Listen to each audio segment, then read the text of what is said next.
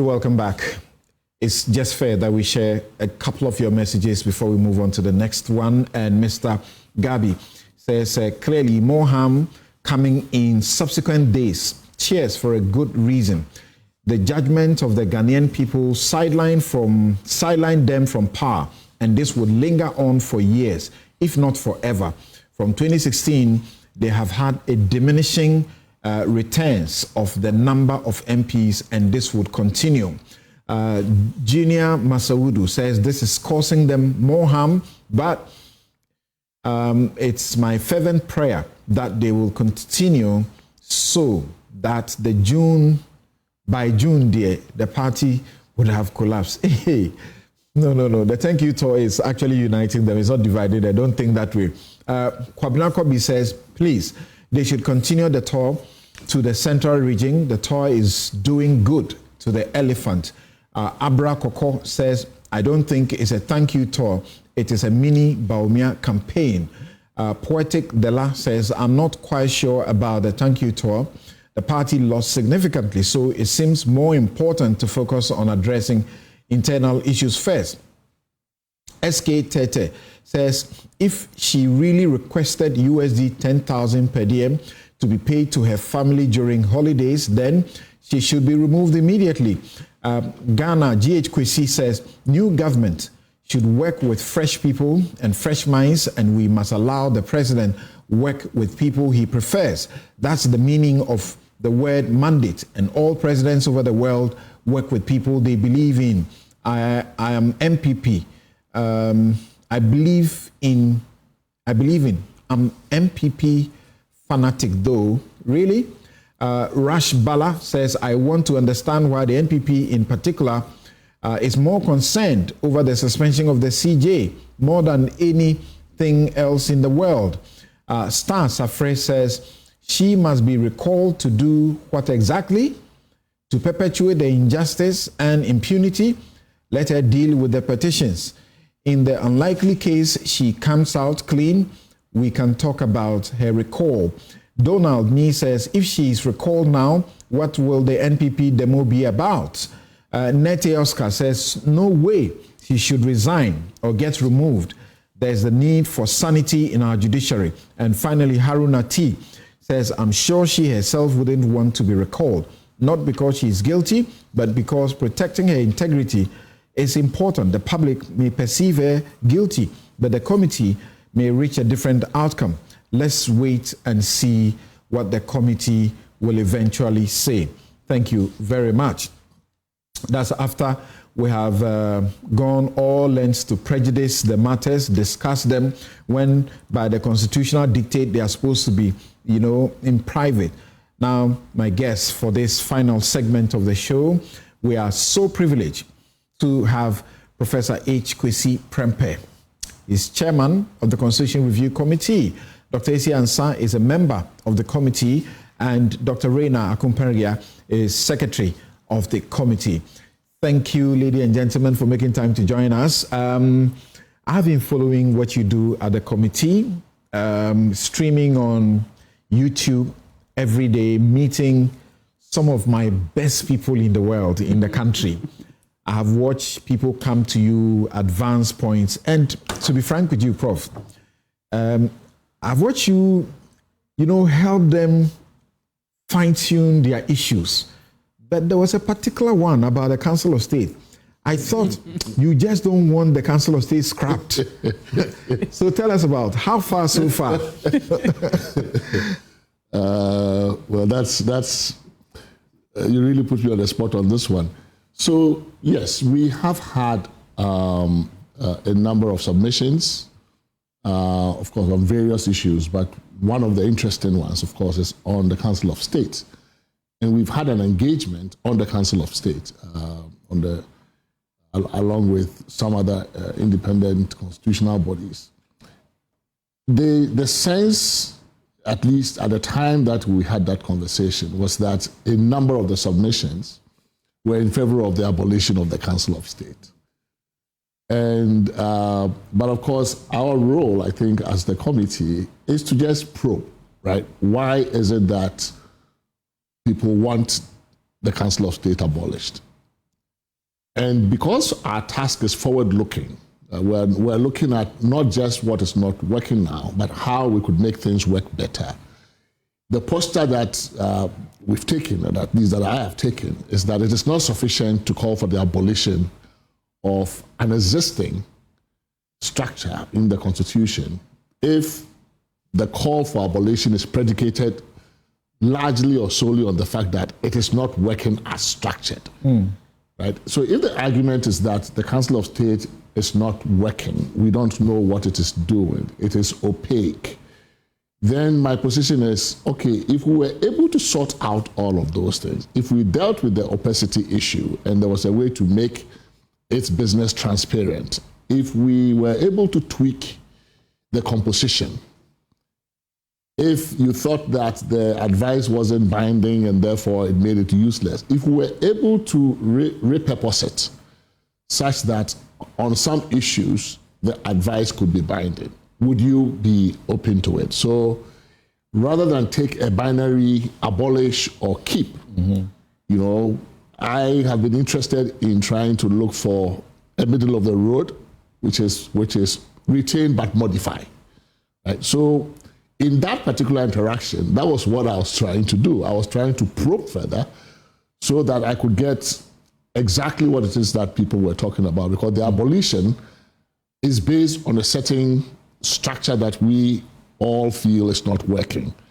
So if we, in the process that we are currently undergoing, if indeed we could come up with a recommendation that changed the composition, we reduced the president's number of appointees on it, or eliminated them all together, gave it a different function, gave it some more teeth, would you be willing to live with it, right? So that's what it's been about. People feel once it's non-entrenched, low-hanging fruit, just kick it out.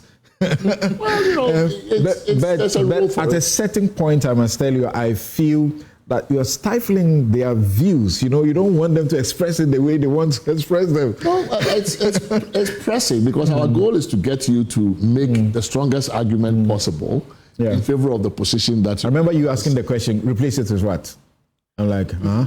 Right? I mean, because if the idea is that, the president, they are not effective advisors, then would just taking them out of the scene completely make the president's decision-making better. Right. And maybe the purpose that they are serving is not the right purpose, or it's not adequate. And I think there's also some history to it. So I have been interested in looking at what it was that we tried to do in 1969 when we first introduced the Council of State. When you go back to 1969, it really was an interesting structure. The Prime Minister was a member, the leader of the opposition was a member, former heads of state were even allowed to sit on it. At the time, we didn't have any. But the idea was that they were going to be advising a statesman president, not a politician president, because the head of state at the time, the president, was just a head of state, not head of government. So that idea, I think, worked under that scenario. When we moved to executive president, we did not make the necessary modifications in that relationship between the Council of State and the president, because now we had a politician president, but we still had a Council of State advising that person. And the question is, well, why would you need somebody who is an executive president to take advice from a body that is constituted this way? So I think that, the history is important, as well as what we've done with the structure from 69 to this point. And my goal as chair, I don't see it as my goal to essentially either preserve the status quo or just kill everything. Okay. We're trying to look for solutions to problems. That's the approach we've taken, that this task is to find solutions to governance and developmental problems that emerge either from the Constitution or from the way we do our politics. Right. If we can find a solution in the Constitution, then all the better. Okay. Let me get back to you quickly, but to Dr. Esiansa, and I'm watching, like I said, my best people.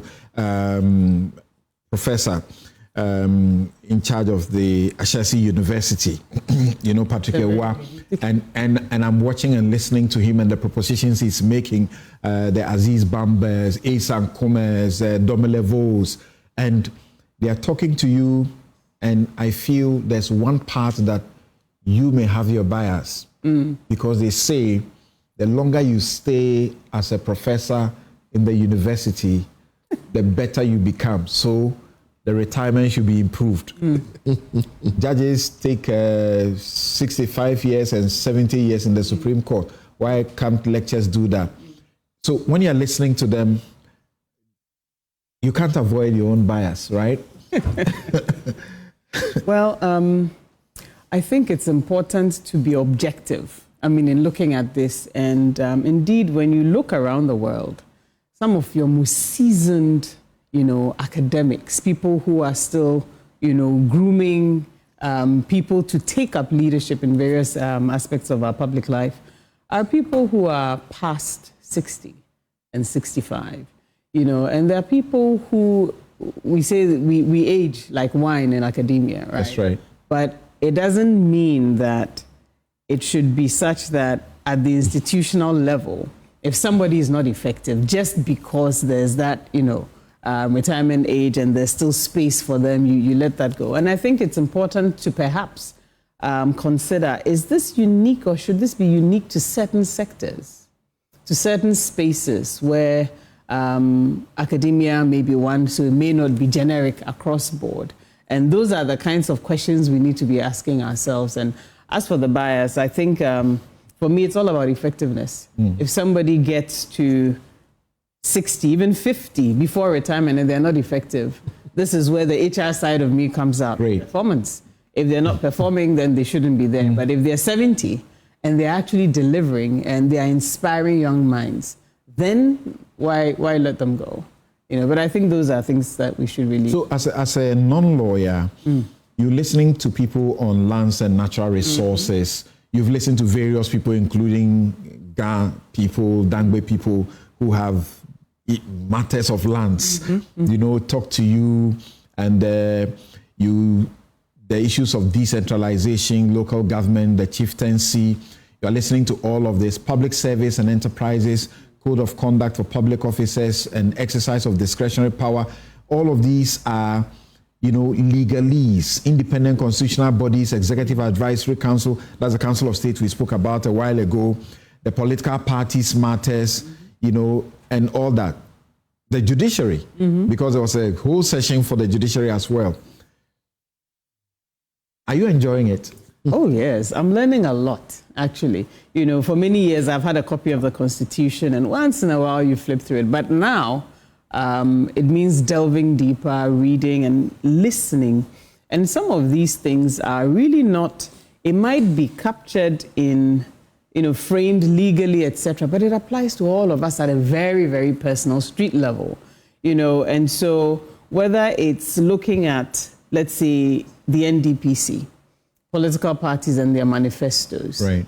It all translates into what happens on the ground in the area of development. When you look at local government, the people who want to see young people being drawn more intentionally into the district assemblies, the function of district assemblies, as for Galamsey, it affects all of us. So these are issues that are maybe legally argued out, etc. But at the end of the day, when the rubber hits the road, it affects all of us on the ground. So it's been a great experience. Okay. You engaged on, gender rights, youth inclusion, and net rights was there. Amnesty International was there. Oliver Barker-Vormawor, Comfort Okran, and then there was the anti-corruption part. I really enjoyed that session. Kojo Asante, Daniel Domelevo, Ambassador Anna Bosman, Manasseh Azuri-Awene. And what goes into how you select who you want to listen to? Maybe I'll throw that to the yeah. Well. So we have we follow a very systematic. We have followed a very systematic approach to this. So First, we have these thematic stakeholder engagements where we cluster, we reclustered the chapters of the Constitution into about a dozen clusters, thematically. And we try then of course we have the Secretariat, the project coordinator will then talk to us, the members, propose names of organizations, persons, individuals who work on these issues. So we try to get the affected institutions, public institutions, their leadership, if possible. We try to get academics or commentators who work in that particular. When academia came, I saw Nooks and the rest. I was like, that's right. But Nooks is not academia. Well, so you are right? So we first checked these thematic clusters. Then the second category were interest groups, which are not defined by theme, but more cross-themed. And on that, we have like business community and labor groups. We had academia and professional groups, and that's where you found the Nooks representatives. We wanted to find a way to get Nooks in, the student groups, and actually also raise their hands. Say, please, we want to be part of it. So we said, okay, academia is coming. And they had interesting views. Very interesting views, very, very important views. And then most recently, we had one with military, police, and the security services. Fire service, they were all there. All the immigration, they're all there. So those are the identifiable interest groups. And then the third category, which we are currently going through, are the imminent persons group, right? So in each of those categories, we, of course, try to find who is it that we need. In the eminent persons group, it's a bit simpler because these are people who have worked the Constitution. So this way we have had Professor Michael Kwe, Justice Sophia Akufu, Samoku Jeto. So yesterday we had an engagement with Nana Dr. SKB Asante at his home. We've already met the president himself. SKB Asante would have been involved in how many constitutions so far? It was a lovely... we actually thought that it was going to be just a couple of hours because we thought, he's had... he's up there, in age, so don't bother him too much. When we checked our time, we had been there almost 4 hours, and he was still active and engaging. So it's been extremely, of course, you've been there yourself, and you know how robust the exchanges have been, and really it's, and I agree with him, it's been an awesome learning experience. If we were, I always ask, if we were to do this by ourselves, assuming that we were just given a mandate, go sit somewhere and do this, look through the reports and send us something, we would have missed a whole lot. I thought that was what I saw in the terms of reference, that there is the Professor Albert Fiajo committee work, and then there is the Clara Berry Casseti committee work. Just take the two and do a desk report. That was the idea I had. But now you're expanding, you are doing it all over again. Yes, Rena. Yes, so thank you so much, Samson. And I must commend you personally and Joy FM, of course. I remember when we issued our first press conference, you were magnanimous enough to air it here. It was first aired here. So we thank you and we thank Joy FM for being a worthy partner in the process that we were engaged in now. It's the most important process. My personal view. Right. I think we should have simulcasts, all the media, beaming their cameras on you when you have Sophia Akufu, all the people visiting you, because it's a constitution that's going to dictate our lives. So we must be involved. I agree. Now, if you look at the preamble of the Constitution, it only says that it is by the people, for the people, and exercised by the will of the people. So that document belongs to the people. Okay, so it's a people, and the citizens own it. And that is why it's important that all these stakeholders and persons and institutions, are important in the process that we're involved in. So I agree with you. I think we had maybe sometimes you particularly may not like the media, because I remember you made one joke about Nogopo and it became a headline.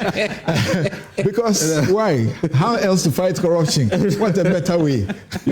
So we're human beings, a human institution. Even though the process is very serious, we are still allowed to have the lighter movements, you know, so that we can lighten up the atmosphere, you know, whilst we are serious at the same time. So it was not even, you know, my suggestion. It was just to, and then also that expression was to just demonstrate the height at which the issue is, how serious it has gotten.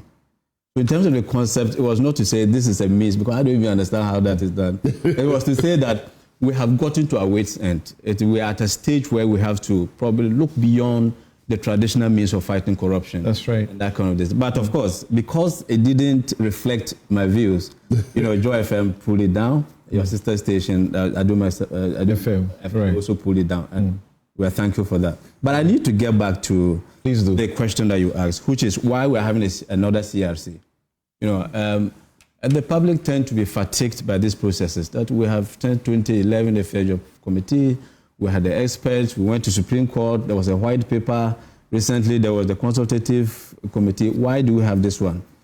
Now, I would just like to, my chairman would, you know, elaborate on the rest of them. But now, before the 2011 commission, for instance, we didn't have two presidential petitions. Okay. We didn't have the electoral commissioner being removed by the process. We did not have a hung parliament. We did not have a president refusing or failing to sign a bill that was legitimately passed by parliament. Okay? Now, these are just highlights of... We had also not had a president who lost the second bid and returned. Major constitutional developments that hadn't happened prior to those commissions and committees. And so you needed to factor into this because then it's dynamic. The constitutional and our democracy is dynamic to reflect where we are exactly as a society and how we want to progress and develop our country using the constitution as a primary document. That is why it is important we should do now. I think Prof has already elucidated enough, and you are aware. You follow. I'm told that you follow religiously. I do. All the yes. Yeah. Someone hinted me that I'm driving to court. I'm returning from court, and I'm watching and following. Yeah. Yes. And with that level of investment is what we would invite the rest of Ghana to do, because primarily, like I said, it's our document, and let's do it. So, because of this major development and problems with management of transitions, you know, which is even happening to us, you know, the first ever sovereign debt default and the experience of the domestic haircut, a lot of them, a number of issues that we cannot finish listing here. And so it was necessary, and then this is a very important exercise that we should do it.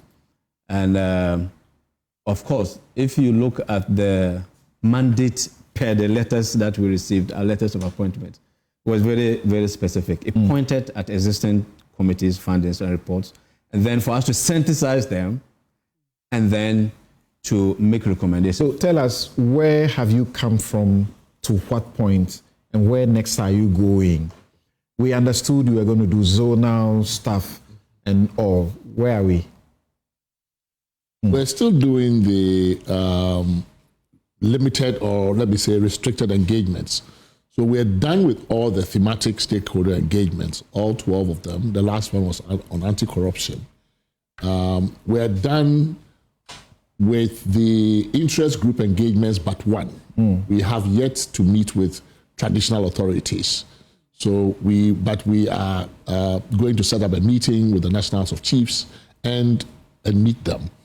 While that is waiting, we have commenced the eminent persons engagements. We've met one former speaker, a former chief justice, former member of Council of State. We've met the president. We have a former president to meet a former vice president. So we're still on that. Once we're done, and it may not be in sequence, we could do them out of order.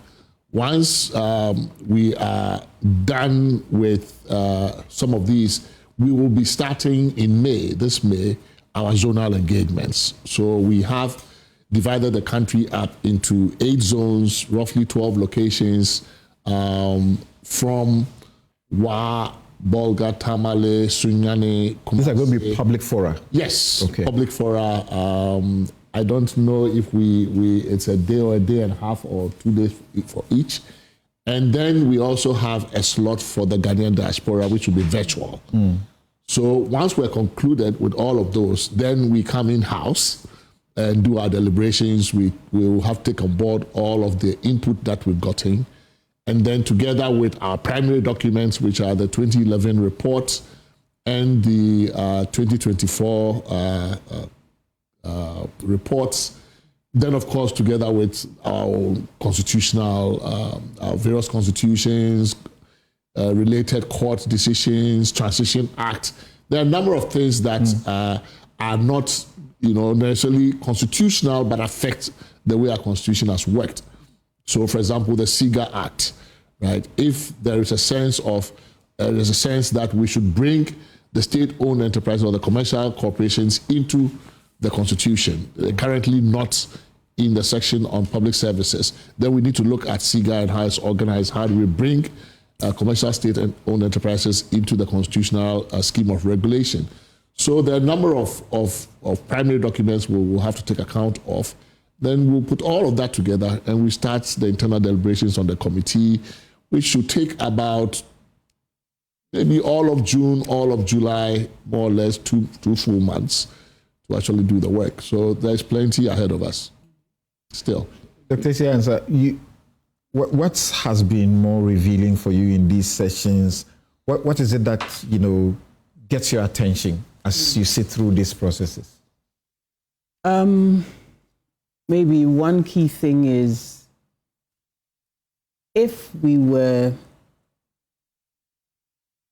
let's say our public services were functioning according to what's on paper, public procurement, service delivery, a lot of our problems will be solved. So the enforcement of what exists, because some of the things that you're reading, it's, useful. Having said, let's say the Public Services Commission, their mandate is clear, what they're doing. If they had the room to work the way they're supposed to, we would have effectiveness. But then where things get politicized, so it derails them. And so just learning that there are some of these things, it's just a matter of doing what we need to do, existing policies and then enforce. Yeah, so what can you point at to justify how important this process is? Well, the process is important. It's been 30 plus years since the Constitution was framed. Life has changed. So whether we like it or not, we need to come to it and then do the review.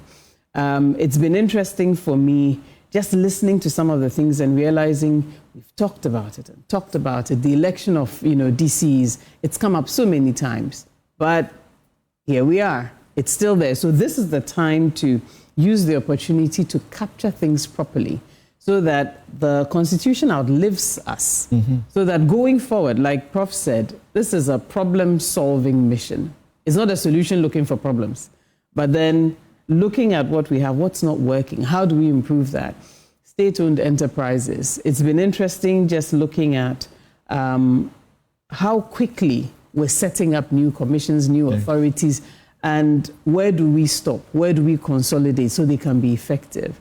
And for me, it's just been not just learning, but listening and also learning the history and the context.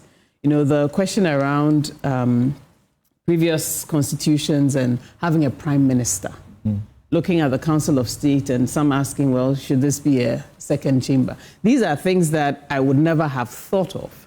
But then going through this process, learning all these things and realizing there's a lot of context and richness that explains why the Constitution is the way it is now. How do we understand that context so that we don't just arbitrarily come up with, recommendations, but we ground it in the context of that time and now design for the context of this time. And that's really important. Prof, you have been at constitution making and questions of constitution, literally every part of the constitution as far as good governance is concerned and independence of, say, the judiciary and the rest are concerned. You have written about them over time. Now, sitting at this place, I can see it's such a privilege to make it happen. Are your expectations being met? What is it that you are hearing that makes you feel your expectations are being met? Well, expectations coming from, well, the public expectations, if you take the public side, of course, I'm on social media, at least on Facebook, and, you know, it's amazing just how many people are expecting that, in a sense, this is the silver bullet, right? This is almost like the magic wand that is going to solve all manner of problems. I get comments on my wall, on other people refer me to other things, they tag me, and when I go read it, you guys must do something about this one. Right. Some of them you can use a constitution to work around. Some others really, it's mind-boggling why people think this process will solve those problems, right? But it does speak to the heightened expectation that the public has of this. But it's not just the public, because we haven't actually even met the general public yet, right? These engagements have been, even though they are not private engagements or non-public, they are limited in terms of the number of stakeholders. But even those stakeholders, who we would call, say, the elite, right? They come to these engagements, and the expectation they have of it, these are people who have had close proximity to government, to the workings of the Constitution, and they are telling us that they expect this to be, you know, to bring finality to this whole thing. And they are, so when I look at it from that angle, the task is daunting, right? Because these are people who have spent careers in government, in politics, in public service, working with and around these issues. And they are coming to us to tell us, look, you guys have to fix this place. This is our opportunity. This is the time to do it. And that part of it is actually somewhat scary sometimes, right? And, you know, I think all of us have come to that conclusion over time through these conversations. Every conversation, you get something new, some new insights. You are thinking, wow. Some of it, you leave the meeting, you're thinking, whoa, what have we signed on to? This is huge, right? You know, after one of the meetings. Yes, I want you to tell something that wowed you. I've heard the OSP appear before you and say, write the OSP into the constitutions, otherwise we will not win the corruption fight. What are the things you are hearing that wows you?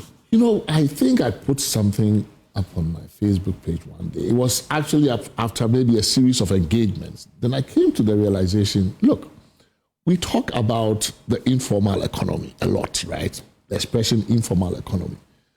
But after one or two or three thematic engagements, I came off thinking what we are really dealing with is an informal state. It's almost like the state is still in formation, and there are so many things that are informalized. And I think, you know, AC referred to them a bit in a comment, which is that on paper, you would think that, you know, this is how the public services must work, and this is how this must work. But once you pry open the reality and you engage the operators of the system, you realize, but this is not how this works. And the sheer, I think, the scale of what I call the informality at the state level is what I have been a bit, you know, really surprised by, you know. So that is a tough job. You and Professor Raymond Atuguba, you got me repeating anytime I have to speak about the presidency that it's an imperial president. So you have discovered that's a reality. Nothing really gets done. Yeah, absolutely. If the president is not in it.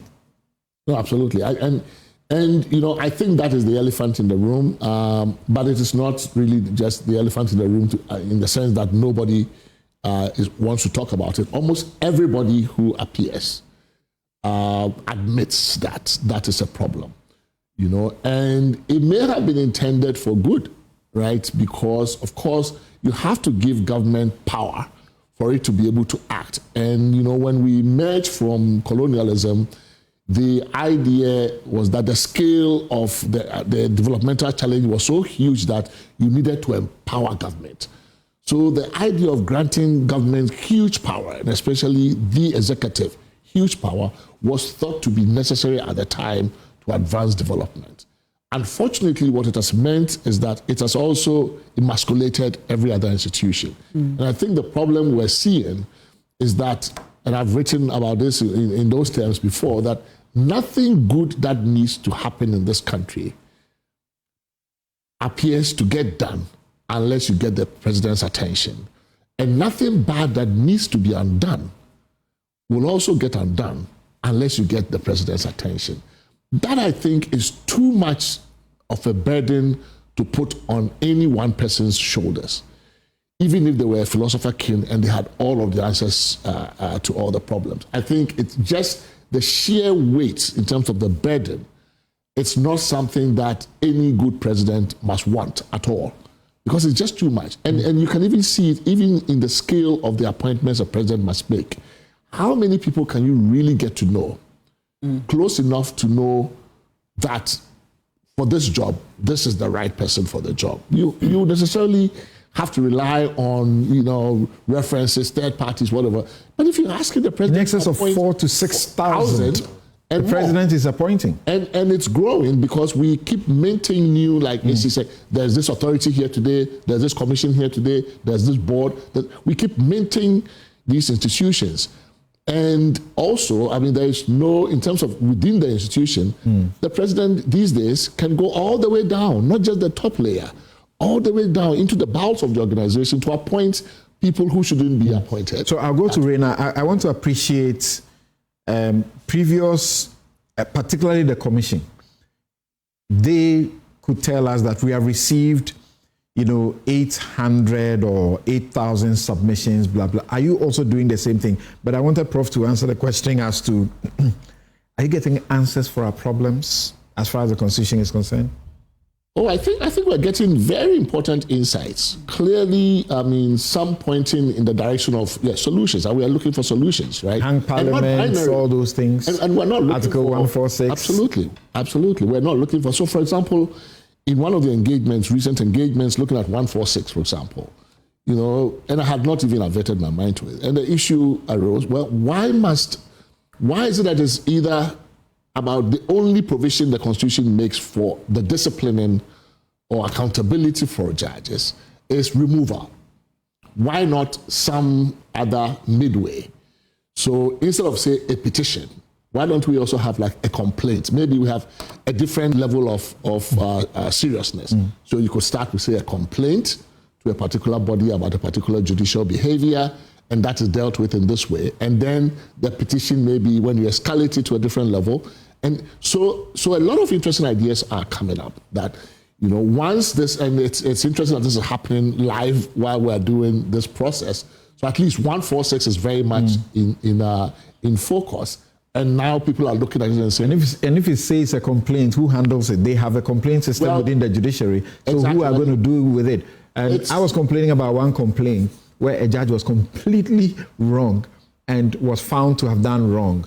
But, was giving a little slap on the wrist that he was reprimanded.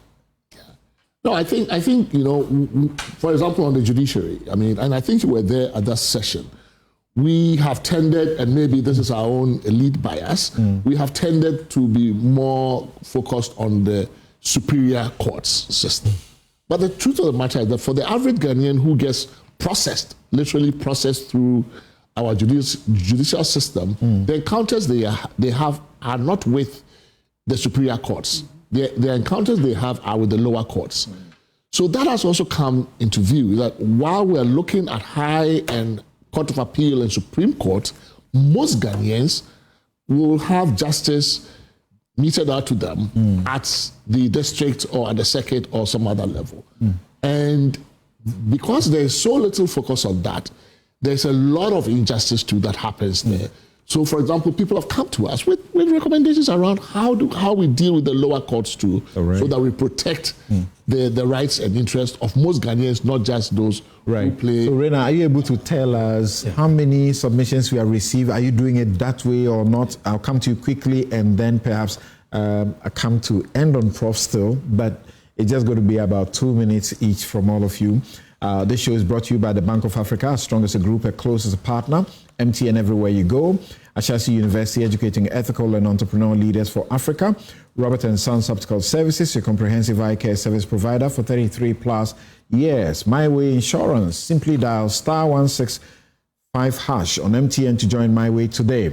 Flamingo Paints, simply superior. Syntex Tanks, it's strong and it's tough. Activa International Insurance, our clients, our passion. International Facilities Management Association is also proud to be associated with the show. And my outfits, as always, is by Konati Clothing. Now, Reina. Right, so thank you. This is an important question. Now, we have provided the means by which the public can make submissions. Great. In our press statement, and with your permission, let me just reiterate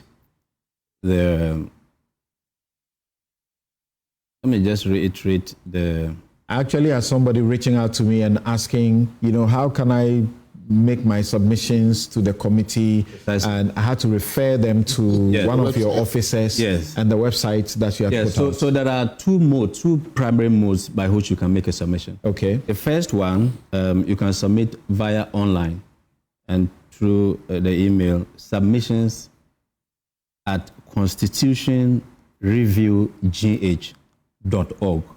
Submissions. In full. Okay. Submissions at constitutionreviewgh.org. Great. So you can sit at the comfort of your room, your office, or wherever in the market stall or whatever. Right. And then you make a submission. What again? And if you want to submit by, and many people have done that as well, our office is located at the Office of the President Annex. That's at Rage. Adjacent the Ministry of Communication, Abdul Diouf Road, Rage. The digital address is GA-079-8344. Right. Now, this you can, walk in, make a submission. There's I can make a phone call. So you can make a phone call. Right. We also have we have a phone number, contact 053 999 3652. Go over that again. 053 999 3652. Thank you. So you make a call and then make arrangements as to the most convenient way by which you can make your submission. All right. Now, in terms of data, as at now, we have received, as at this morning, we've received 325 online submissions.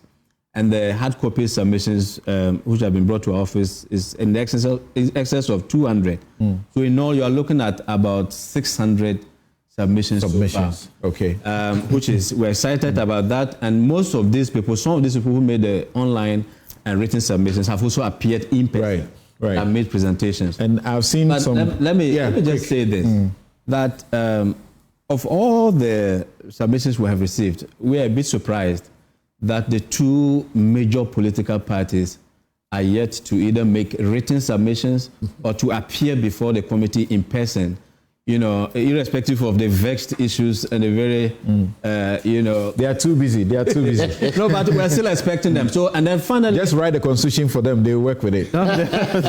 We're expecting them as well. And the submissions are not closed. Okay. We have dealt with the thematic clusters, but it's an ongoing process until the recommendations are ready. We're still expecting that people who are very, very considered. Right. Dr. Siansa, your very final concluding comments in some 30 seconds. Unfortunately, time is cut I think it's a really important process, and I would encourage people to get involved, especially young people.